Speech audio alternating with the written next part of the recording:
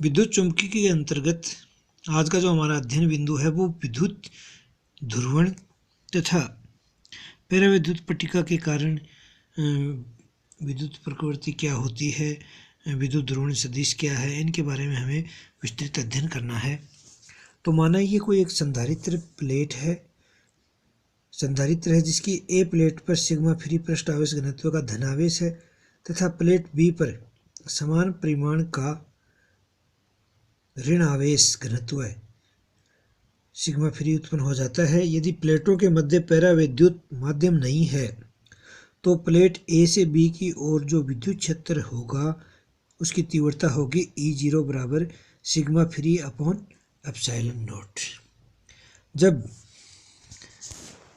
आवेशित संधारित्र प्लेट के मध्य किसी परावैद्युत पदार्थ की पट्टिका रखते हैं और पट्टिका में यदि अणु अध्रुवीय हैं तो प्रेरित ध्रुवीय अणु उत्पन्न हो जाते हैं। यदि अणु ध्रुवीय हैं तो स्थायी ध्रुवीय आघूर्ण उत्पन्न हो जाता है। तो ये जो अणु हैं वो विद्युत क्षेत्र की दिशा में संरेखित हो जाते हैं। इस प्रक्रिया को परावैद्युत ध्रुवण कहते हैं। अब मान लिया कि ये जो प्लेट हैं ए बी, इनके मध्य जो डिस्टेंस d है उसमें हम एक d लंबाई की परावैद्युत पट्टिका रखते हैं। माना परावैद्युत पट्टिका के पृष्ठों पर प्रेरित आवेशों का पृष्ठ घनत्व सिग्मा p है। अब यदि अन्य पट्टिका पर विचार करें जिसका अनुप्रस्थ का dA तथा लंबाई संधारित्र की प्लेटों के मध्य दूरी d के बराबर है, तो पट्टिका के सिरों पर आवेश प्लस सिग्मा p dA तथा माइनस सिग्मा p dA होगा। तो परावैद्युत की इस पट्टिका पर जो प्रभावी द्विध्रुव आघूर्ण है dP बराबर sigma p dA into d। अतः पट्टिका के एकांक आयतन में प्रेरित द्विध्रुव आघूर्ण को ध्रुवण कहते हैं। यदि हम ध्रुवण की परिभाषा करें तो पट्टिका के एकांक आयतन में प्रेरित द्विध्रुव आघूर्ण को ध्रुवण कहते हैं। अतः ध्रुवण कैपिटल P बराबर प्रेरित द्विध्रुव आघूर्ण अपॉन आयतन। प्रेरित द्विध्रुव आघूर्ण sigma p dA into d है अपॉन dA इंटू d, तो dA अपॉन d कट गया तो p बराबर सिग्मा p प्राप्त होता है। अतः परावैद्युत पट्टिका में बाह्य विद्युत क्षेत्र के कारण प्रेरित ध्रुवण p आंशिक रूप से पट्टिका के पृष्ठ पर प्रेरित पृष्ठ आवेश घनत्व सिग्मा p के बराबर होता है। तो ध्रुवण की परिभाषा हो गई कि आंशिक रूप से जो पट्टिका के पृष्ठ पर प्रेरित आवेश घनत्व है वो ध्रुवण के संख्यात्मक मान के बराबर होगा।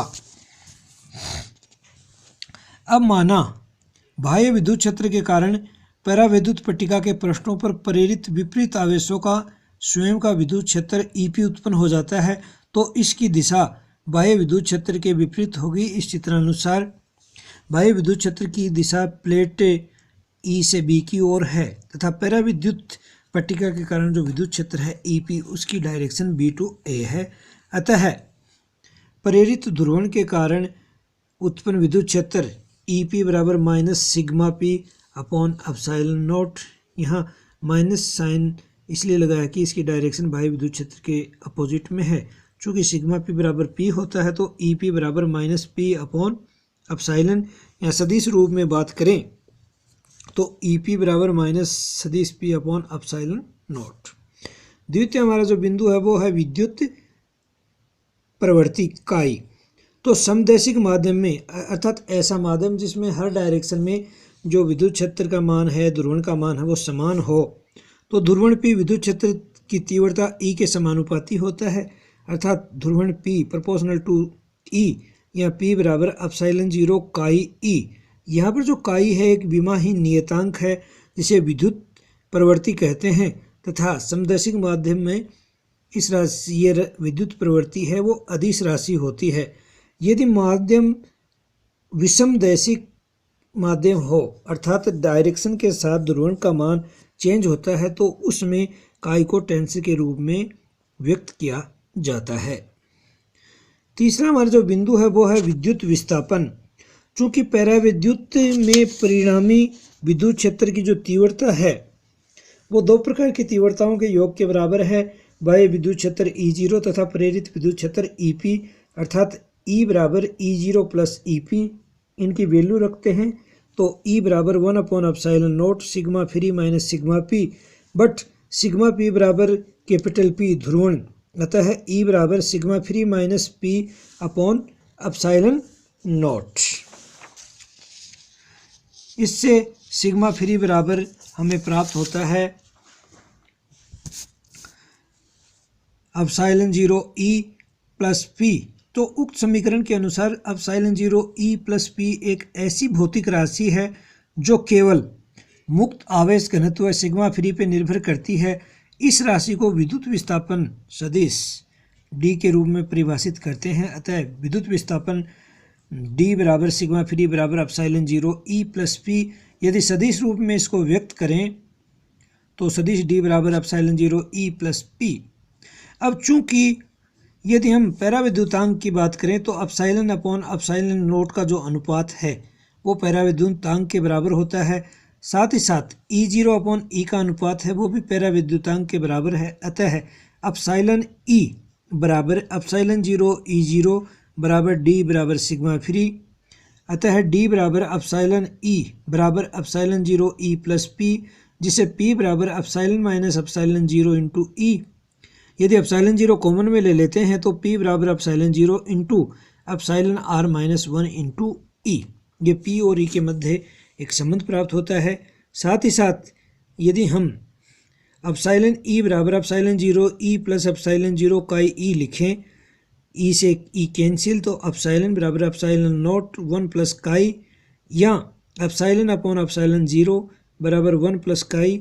चूँकि एप्सिलॉन अपॉन ε0 है वो एप्सिलॉन R पैराविद्युतांक के बराबर होता है, आपेक्षिक के विद्युतशीलता के बराबर होता है। अतः एप्सिलॉन R बराबर 1 प्लस काई। अगला हमारा जो बिंदु है वो है ध्रुवित गोले के कारण विभव तथा विद्युत क्षेत्र। तो चित्रानुसार एक ध्रुवित गोला Z डायरेक्शन, Z अक्ष के अनुदिश इसका जो ध्रुवण दिखाया गया है, इसका ध्रुवण P है, ये डायरेक्शन Z है। यहाँ से थीटा कोण बनाते हुए ये जो बेलनाकार भाग लिया है AB, इसमें डेल्टा A क्षेत्र है जो कि ध्रुवण की दिशा से थीटा कोण बनाता है, तथा क्षेत्रफल के दोनों सिरे हैं वो इस बिंदु पर डेल्टा थीटा D थीटा कोण बनाते हैं। तो ध्रुवण P के कारण बेलन के A तथा B सिरों पर स्थित क्षेत्रफल D डेल्टा A पर विद्युत आवेश का जो मान है वो P delta A cos theta तथा minus P delta A cos theta होगा। इसलिए बेलन के सिरों पर पृष्ठीय आवेश घनत्व बराबर plus minus P delta A cos theta upon delta A, या plus minus P cos theta. अतः ऊपरी गोलार्ध में जो आवेश की कुल मात्रा होगी, समाकलन 0 से लेकर π/2 लिमिट है 2 पाई R sine theta R D theta P cos theta. इसका समाकलन किया तो हमें जो वैल्यू प्राप्त होती है वो होती है π/p/r स्क्वायर। इसी प्रकार निचले गोलार्ध में जो आवेश की मात्रा प्राप्त होगी वो होगी -π/p/r स्क्वायर होगी। अतः संपूर्ण ध्रुवित गोले में जो नेट आवेश है वो शून्य के बराबर होता है। यदि हम ध्रुवित गोले की तुल्यता की बात करें तो R त्रिज्या के ध्रुवित गोले को परिमाण में समान परंतु विपरीत प्रकृति के आवेशों से आवेशित R त्रिज्या के दो पृथक गोलों के अतिव्यापन से मिलकर बना माना जा सकता है। जैसे इस चित्रानुसार दो गोले दर्शाए गए हैं जिनके अतिनिकट के अंदर C1 तथा C2 हैं। एक पे पॉजिटिव आंशिक धनावेश है, दूसरे पे आंशिक ऋणावेश प्राप्त होता है। इनके अंदर C1 C2 हैं, बीच की दूरी डेल्टा Z है तथा Z अक्ष से थीटा कोण बनाते हुए कोई एरिया है डेल्टा A है, जिन पर आवेश आयतन घनत्व P बटा डेल्टा Z होता है तथा उनके केंद्र परस्पर अल्प दूरी डेल्टा Z पर स्थित होते हैं।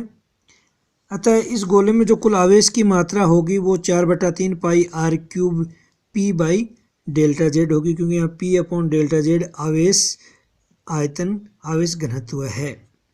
तो जो आवेश की मात्रा होगी वो होगी एक में 4/3 पाई R cube P by delta Z। इसलिए धन आवेशित परत पर पृष्ठ आवेश घनत्व होगा P delta A cos theta upon delta A या P कोस थीटा, तथा ऋण आवेशित परत पर पृष्ठ आवेश घनत्व होगा माइनस P कोस थीटा। यदि दोनों गोलों के केंद्र डेल्टा Z दूरी पर स्थित हों तो उनके आवेश plus 4/3 pi R cube P by delta Z तथा minus 4/3 pi R cube P बटा डेल्टा Z केंद्र पर केंद्रित माने तो चूँकि समान प्रवृत्ति के आवेश हैं तथा कुछ दूरी पर सेपरेट हैं अतः द्विध्रुवीय आघूर्ण का निर्माण करेंगे। अतः ध्रुवित गोले का जो द्विध्रुवीय आघूर्ण है आवेश इंटू बीच की दूरी, तो स्मॉल p बराबर q डेल्टा Z, चार्ज का मान रखें तो 4/3 pi R cube P delta Z upon delta Z, जिसे डेल्टा Z कैंसिल, तो स्मॉल p बराबर 4/3 pi R cube into P, इसे हमने समीकरण नंबर 3 दे दिया है। अब ध्रुवित गोले के कारण बाहर स्थित बिंदु r ग्रेटर देन R पर हमें विभव तथा विद्युत क्षेत्र का मान ज्ञात करना है। तो माना ध्रुवित गोले के बाहर स्थित r थीटा वाले किसी बिंदु पर जो विभव का मान है v वो P cos theta upon 4 pi epsilon 0 r square है। यहाँ हमने स्मॉल p यानी द्विध्रुव आघूर्ण की वैल्यू रखी, तो v बराबर 4/3 pi R cube capital P cos theta upon 4 pi epsilon 0 r square, जिससे v बराबर P r cube cos theta upon 3 epsilon 0 r square. समीकरण 4 से हमें विभव का मान प्राप्त होता है। अतः r थीटा निर्देशांक वाले बिंदु पर विद्युत क्षेत्र की यदि तीव्रता ज्ञात करें तो परिभाषा से ई आर बराबर minus del V by del R, तो minus del upon del R, यहाँ v की वैल्यू रखी P R cube cos theta upon 3 epsilon 0 r square. इसका हमने अवकलन किया तो जो वैल्यू प्राप्त हुई समीकरण 5 के अनुसार वो प्राप्त होती है ई आर बराबर 2 P R cube cos theta upon 3 epsilon 0 r cube, तथा परिभाषा से ही ई थीटा बराबर -1 upon r del v by del theta या -1 by r del by del theta, यहाँ v की वैल्यू रखी P R cube cos theta upon 3 epsilon 0 r square, जिससे ई थीटा बराबर P R cube sine theta upon 3 epsilon 0 r cube प्राप्त होता है, जिसे हमने समीकरण नंबर 6 दिया है। अतः जो कुल तीव्रता होगी वो E R plus E theta के योग के बराबर होगी। अतः ई आर सदिश रूप में ई बराबर 2 P R cube cos theta upon 3 epsilon 0 r cube R के plus P R cube sine theta upon 3 epsilon 0 r cube theta के समीकरण नंबर 7। अब यदि हम विभव तथा विद्युत क्षेत्र की बात यदि गोले के पृष्ठ पर करें स्मॉल r बराबर कैपिटल R, तो इससे v बराबर P are cos theta upon 3 epsilon 0 प्राप्त होता है। चूँकि r कोस थीटा बराबर z, अतः v बराबर पी जेड अपॉन 3 एप्सिलॉन 0 प्राप्त होता है, तथा ई आर बराबर 2 P cos theta upon 3 epsilon 0 एवं ई थीटा बराबर P sign theta upon 3 epsilon 0 प्राप्त होता है। यदि बात करें हम ध्रुवित गोले के अंदर स्थित बिंदु के लिए यानी कि r लेस देन r के लिए करें, तो चूंकि ध्रुवित गोले के अंदर नेट आवेश है वो शून्य होता है, इसलिए ध्रुवित गोले के अंदर विभव लाप्लास समीकरण को संतुष्ट करेगा और अद्वितीय प्रमेय के अनुसार विभव का मान एकलमानी और गोले की सीमा पर इसका मान पृष्ठ के विभव के मान के बराबर होना चाहिए। इस प्रकार ध्रुवित गोले के अंदर विभव के लिए लाप्लास समीकरण से डेल टू वी बराबर 0 तथा v एट कैपिटल R बराबर पी जेड अपॉन 3 एप्सिलॉन। अतः पृष्ठ पर v का मान केवल निर्देशांक z पर निर्भर होता है और ये निर्भरता अंदर भी होनी चाहिए, इसलिए समीकरण v बराबर सी जेड लाप्लास समीकरण का एक हल है। तो सीमांत मान को भी संतुष्ट करेगा जब c की वैल्यू है वो यानी नियतांक की वैल्यू p अपॉन 3 एप्सिलॉन 0 होनी चाहिए। इसलिए ध्रुवित गोले के अंदर जो विभव है v वो होगा पी जेड अपॉन 3 एप्सिलॉन 0, इसे हमने समीकरण नंबर 11 दे दिया है। तथा गोले के अंदर यदि विद्युत क्षेत्र की बात करें तो Ex और Ey दोनों जीरो होंगे क्योंकि ये जेड एक्सिस पे डिपेंड नहीं करते हैं। तथा Ez बराबर minus del V by del Z या माइनस पी अपॉन 3 एप्सिलॉन 0, या पोलराइजेशन के कारण ही ये उत्पन्न हो रहा है। तो इसे यदि हम EP भी लिखें तो EP सदिश EP बराबर माइनस पी अपॉन 3 एप्सिलॉन 0, इसे समीकरण नंबर हम 12 दे रहे हैं। अतः ध्रुवित गोले के अंदर विद्युत क्षेत्र का मान नियत रहता है तथा इसकी दिशा ध्रुवण P के विपरीत होती है। इस चित्र के अनुसार गोले के अंदर जो विद्युत क्षेत्र का मान है वो ध्रुवण P के विपरीत डायरेक्शन में है और इसकी value minus P upon 3 epsilon 0 प्राप्त होती है।